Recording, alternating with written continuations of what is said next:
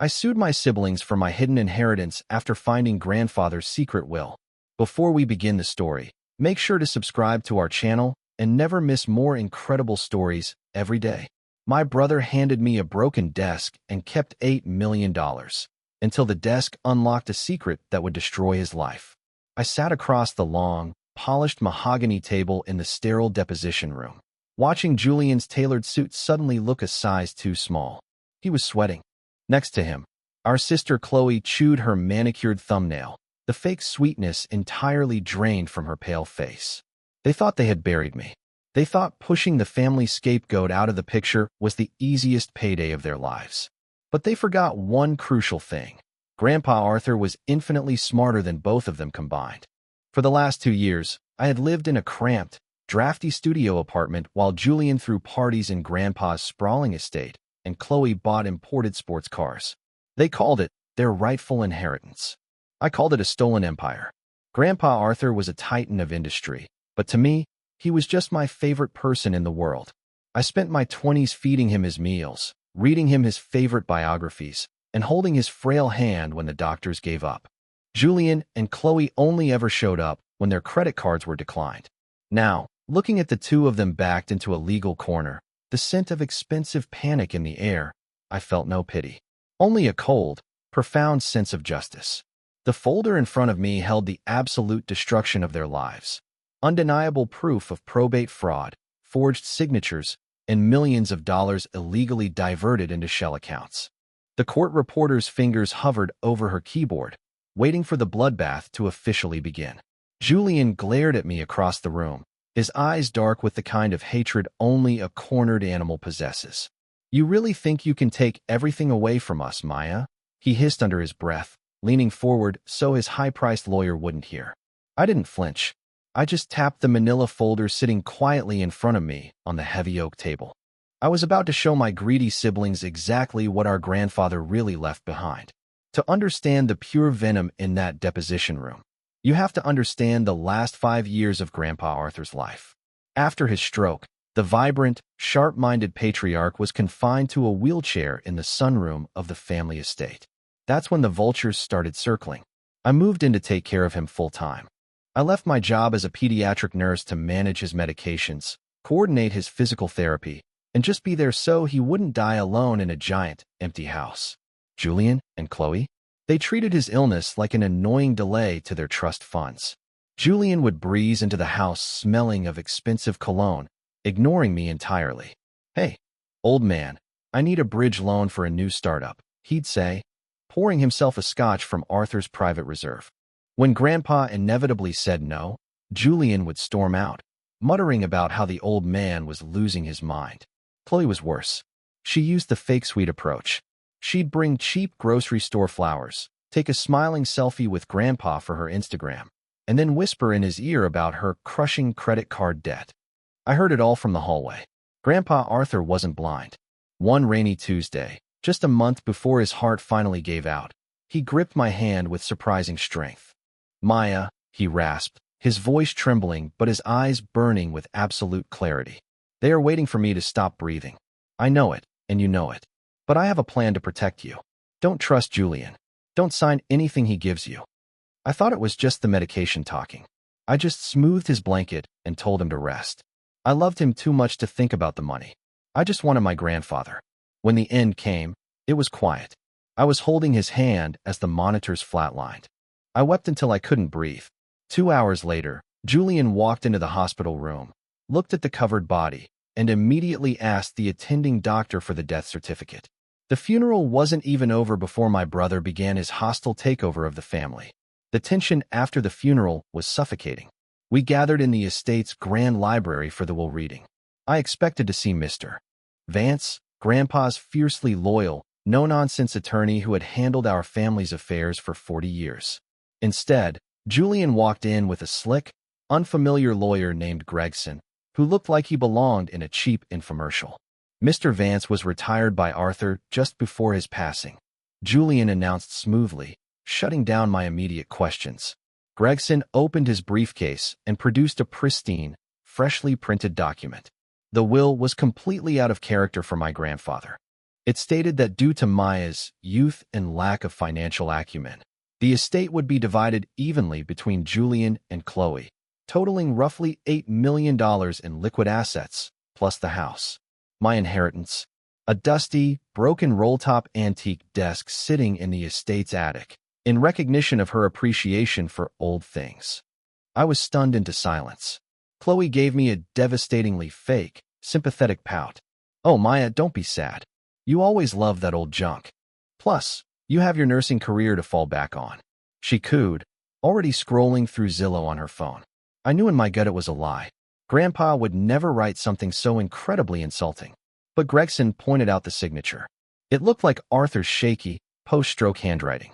There was a notary stamp dated 3 days before his death. The legal wall was impenetrable. Julian gave me exactly 48 hours to pack my bags and vacate the estate. He actually hired private security to watch me pack, treating me like a common thief in the house I had maintained for years. 2 large men stood by the door while I cried into my suitcases, mourning both my grandfather and the family I thought I had. They dumped the heavy, scuffed roll-top desk into the back of my rusted Honda CR-V, scratching the bumper in the process. I drove away with nothing but a broken piece of furniture and a shattered heart. For 2 agonizing years, I watched my siblings live like royalty while I practically starved. The next 2 years were a masterclass in humiliation and survival. I rented a cramped, ground-floor studio apartment that smelled permanently of damp concrete and old onions. I worked double shifts at the hospital just to keep the lights on, coming home with aching feet and a hollow bank account. Meanwhile, my siblings made sure I saw every cent they were spending. Julian bought a 70-foot yacht he disgustingly named the rightful heir. Chloe's social media became an endless, nauseating feed of first-class flights to Dubai, designer handbags, and weekend trips to Aspen. It was a digital parade of stolen wealth. The final straw happened at a rare, unavoidable family wedding on our mother's side. I wore a modest, 5-year-old dress I had desperately tried to steam the wrinkles out of. Julian and Chloe arrived in a chauffeur-driven Maybach, dripping in arrogant wealth. During the reception, Julian cornered me near the cheap open bar. "You know, Maya," he smirked, swirling a ridiculously expensive bourbon. "If you're struggling with rent, I could always hire you to clean the pool at the estate. I hear you're great at domestic labor." Chloe giggled behind her champagne flute, adding, "Or you could sell that ugly desk." "Wait, no one would buy that trash." They laughed, clinking their glasses together, completely oblivious to the fury burning inside my chest. I left the wedding early, humiliated and utterly exhausted by the injustice of it all. I drove back to my pathetic little apartment, staring at the stupid, broken roll-top desk taking up half my living space. It was a daily, mocking reminder of how I had been entirely discarded by my own blood. It sat in the corner, covered in mail and unpaid bills, a giant wooden paperweight. I hated that desk. I hated my brother. And most of all, I hated myself for being too weak to fight back when it mattered. I grabbed a hammer from my toolbox, genuinely intending to smash the ugly piece of wood into firewood just to release some of my overwhelming rage. I swung the hammer down hard, completely unaware that I was about to strike gold. The hammer hit the right side of the roll-top desk with a deafening crack. I wasn't a carpenter, just a broke, angry nurse who desperately needed $50 for groceries. I figured if I could knock the jammed back panel loose and sand it down, maybe I could pawn it off at a local flea market. The wood splintered under the force of my blow. I dropped the hammer, instantly regretting my temper tantrum, and knelt down to inspect the damage. But as I pulled away the jagged piece of oak, I noticed something completely wrong with the proportions of the desk. The interior drawer track stopped 3 inches short of the back wall. There was a hollow gap. My heart did a strange, violent flutter in my chest. I grabbed my phone, turned on the flashlight, and peered into the dark, dusty crevice. Tucked behind a false wooden panel, securely fastened with a rusted metal bracket, was a small, flat cedar box. I held my breath as I carefully wiggled the box free, my hands trembling violently. It was heavy, coated in decades of dust. I sat on my cheap linoleum floor and pried the little clasp open. Inside, resting on a bed of faded red velvet, was an antique brass safety deposit key with the number 402 stamped into the heavy metal. Beneath the key lay a thick, cream-colored envelope sealed with Grandpa Arthur's signature red wax crest. The front of the envelope was addressed in his unmistakable, sprawling handwriting, for Maya. When the time is exactly right. I stared at my name written in his familiar ink, and a choked sob tore out of my throat. It was as if a ghost had just reached out and touched my shoulder in the dark. The desk wasn't an insult. It was a brilliant Trojan horse. Grandpa hadn't abandoned me. He had hidden his most guarded secrets right inside the only thing he knew Julian and Chloe would never care enough to examine. My hands shook so badly, I almost dropped the thick envelope as I broke the old wax seal. I unfolded the heavy parchment paper and read the words that would change everything forever. My dearest Maya. The letter began. The ink slightly faded, but the words sharply clear. If you are reading this, my worst fears have come to pass. Julian has found a way to bypass my wishes. For months, I have watched him whispering in the hallways, bringing strange men to the house, and trying to access my secure accounts while I sleep. I am old, Maya, and my body is failing, but my mind is as sharp as a newly honed razor. Tears blurred my vision, but I furiously wiped them away, devouring every single sentence. I know Julian plans to suppress my actual will. He is greedy, arrogant, and dangerously short-sighted. Chloe is entirely complicit. I did not want to burden you with this war while I was alive, but I refused to let them steal the legacy I built for you. You, my sweet girl, were the only one who saw me as a human being, not an ATM. The emotional validation hit me like a physical blow. For 2 years, I had questioned my own sanity, wondering if I had somehow imagined the bond we shared, wondering if I truly was the worthless sister they claimed I was. But here it was, written in stone. The key in this box opens Vault 402 at First National Fidelity.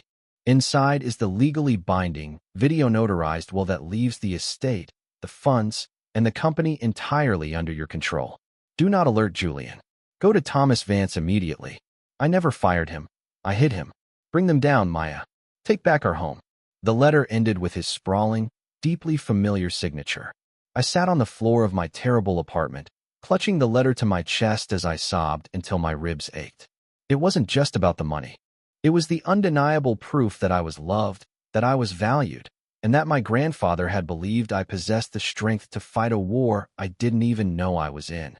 I carefully folded the letter and put it securely in my coat pocket, my grief rapidly transforming into a searing, white-hot fury. I grabbed my car keys, knowing exactly where I had to be when the bank opened. I parked my rusted Honda down the block from First National Fidelity, a massive granite building that intimidated me on a normal day. Not today. I walked straight up to the head teller, my spine rigidly straight, and presented the antique brass key. The manager's eyes widened slightly when he saw the engraving. "Right this way, ma'am," he murmured respectfully, leading me down into the hyper-secure subterranean vault. The heavy steel door of box 402 slid open with a satisfying metallic click. Inside sat a thick, fireproof leather satchel.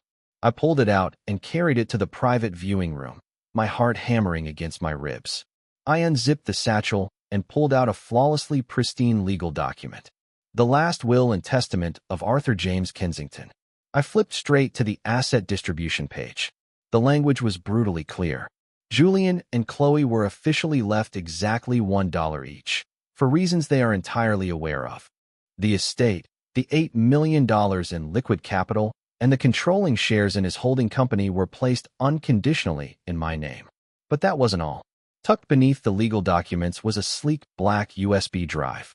I plugged it into my laptop. It was a video recording dated just 2 weeks before Grandpa died.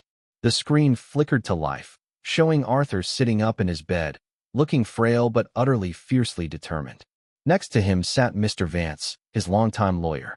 "I am of sound mind," Grandpa's voice filled the small viewing room. "I am recording this to explicitly state that any will presented by my grandson Julian is a fraudulent forgery. He has repeatedly attempted to coerce me. I leave everything to Maya." The video even included Grandpa holding up that day's newspaper to establish a definitive timeline. The evidence wasn't just solid. It was an impenetrable, titanium-reinforced legal fortress. Julian hadn't just committed casual fraud. He had orchestrated a massive, highly illegal conspiracy. I stared at the paused screen, my grandfather's defiant face looking back at me, and I felt a dangerous, triumphant smile spread across my face. It was time to call the only man who could help me pull the trigger. Mr. Thomas Vance lived in a quiet, upscale suburb, surrounded by towering oak trees. When I knocked on his heavy mahogany door later that afternoon, holding the leather satchel, the stern 60-year-old lawyer looked like he had seen a ghost.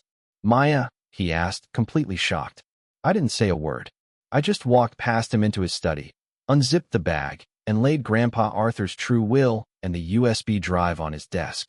Vance poured himself a glass of whiskey, his hands actually shaking as he reviewed the documents. "I knew it," he whispered, anger vibrating in his deep voice. "I knew that Slick Rat Gregson was peddling forged garbage." 2 days before Arthur died, Julian intercepted me at the estate gates with private security. He handed me a termination letter that looked like Arthur's signature, but the ink was all wrong. I tried to fight it, but the probate judge accepted Gregson's filing. Without this, Vance tapped the true will reverently. I had absolutely no legal standing to intervene.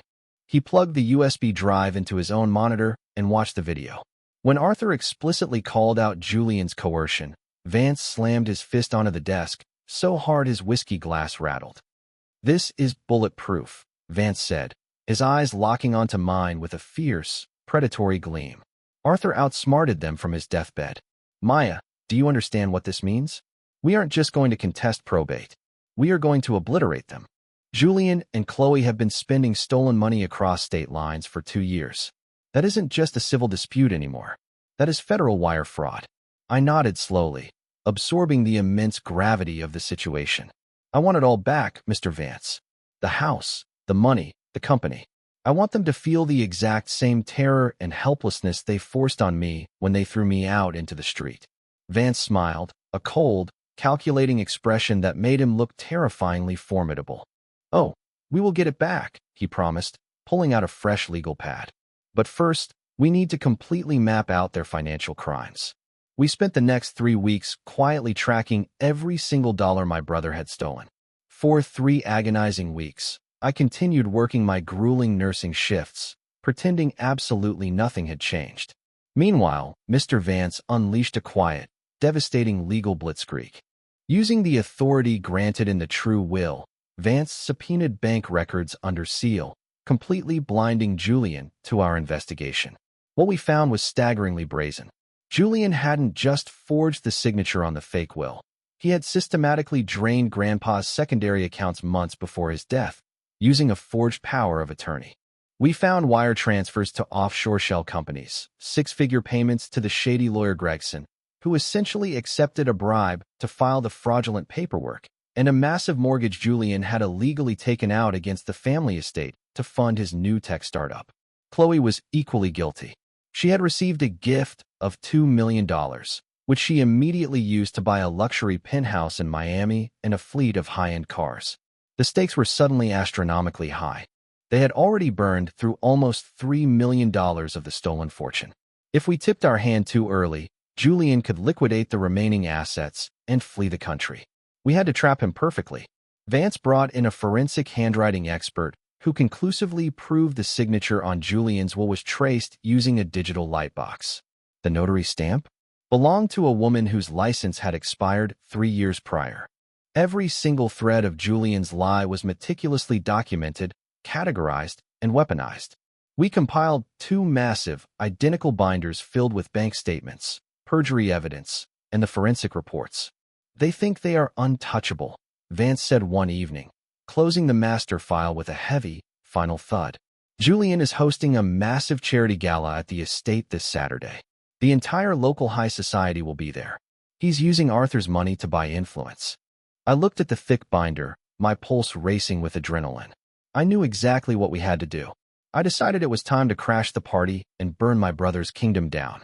Saturday night arrived, crisp and clear. The family estate was entirely illuminated by floodlights, valet drivers scrambling to park luxury cars on the pristine lawn I used to mow.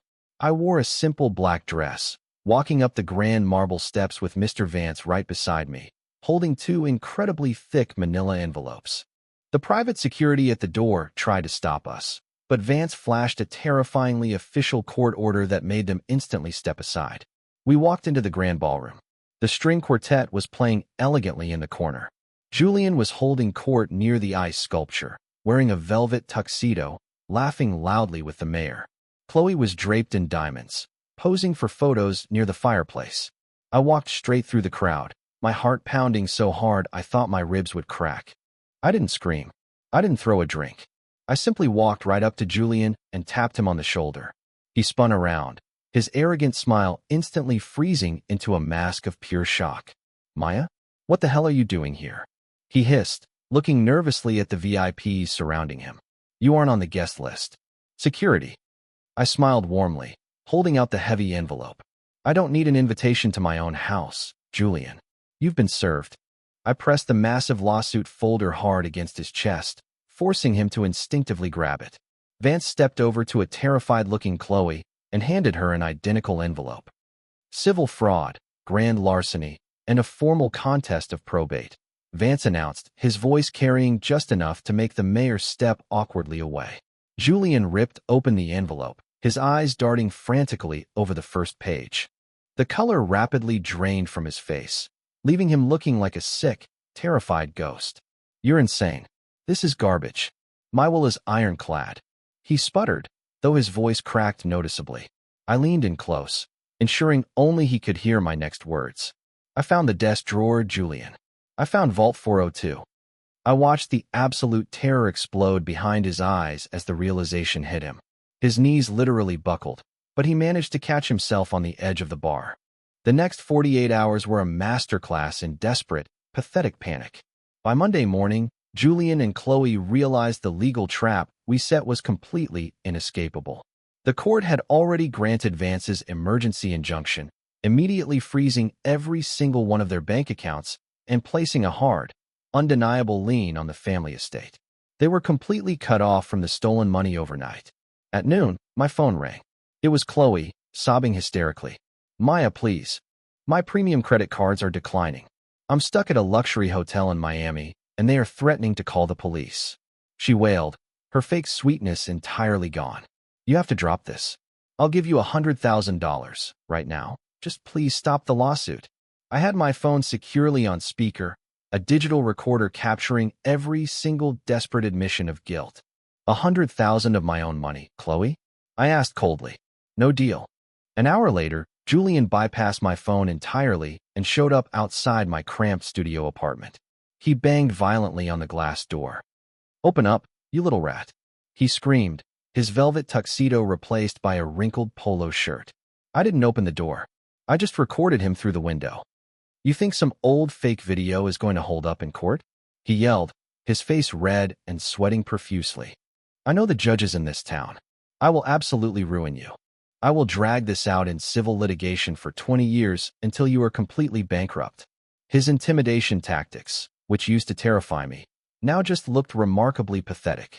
He was a cornered rat desperately lashing out at the trap. "Julian," I said loudly through the thin glass pane, "Mr. Vance scheduled your emergency deposition for tomorrow morning. Bring your shady lawyer. If you miss it, the judge will issue a bench warrant for your arrest." He punched the exterior brick wall in blind frustration, cursing violently before storming back to his leased Porsche. He didn't realize that threatening me on camera was just another beautiful nail in his legal coffin. The stage was set for the most brutal legal confrontation our family had ever seen. Which brings us back to that sterile, mahogany-lined deposition room.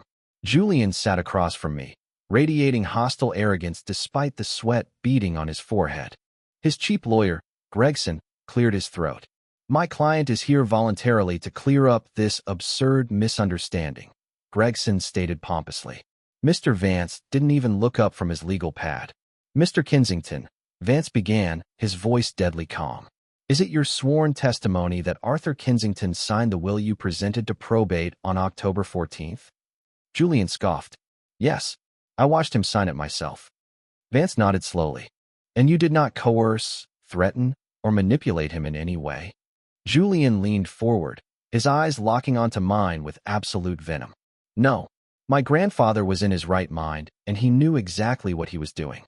It was the perjury trap we had painstakingly built, and Julian walked right into it with his chest puffed out. Vance silently reached across the table, grabbed a remote control, and turned on the large flat-screen monitor mounted on the wall. He hit play on the USB file. Grandpa Arthur's face filled the screen, holding the newspaper dated October 16th, 2 days after Julian claimed the fake will was signed. Arthur's voice boomed through the quiet room, explicitly detailing Julian's threats, his extortion attempts, and his plan to forge documents. I watched the blood rapidly drain from Gregson's face. The shady lawyer dropped his pen, staring at the screen in absolute horror. He knew instantly his entire legal career was over. Julian's mouth opened and closed silently, like a suffocating fish. Furthermore, Vance interrupted the deafening silence, sliding the forensic handwriting analysis across the table. We have expert testimony proving the signature on your document was traced. You just perjured yourself on the official record, Julian. The silence in the room was so heavy it felt physically crushing. Gregson frantically packed his briefcase, whispering to Julian that he was immediately withdrawing as his legal counsel. Chloe began to violently hyperventilate in the corner, realizing the money was truly gone. The arrogant king of the family empire had just been checkmated in exactly 3 minutes. The legal collapse of my siblings was spectacular, rapid, and absolutely merciless. Once the deposition transcript and the video evidence were submitted to the probate judge, the court moved with terrifying speed. The judge immediately voided Julian's fraudulent will and legally recognized the true document retrieved from Vault 402. But the civil victory was only the beginning of their nightmare. Because Julian had actively forged documents and transported stolen funds across state lines to fund his startup, the district attorney picked up the case. Julian was formally indicted on multiple felony counts of grand larceny, wire fraud, and perjury.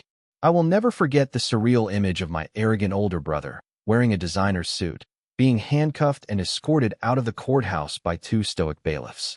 Chloe managed to avoid direct criminal charges by aggressively flipping on Julian, claiming she was a victim of his manipulation. However, the civil court showed her zero mercy. The judge ordered complete and total financial restitution. Her Miami penthouse was seized by the bank. Her imported sports cars were repossessed right out of the hotel valet lot. Her bank accounts were forcefully drained to repay the estate.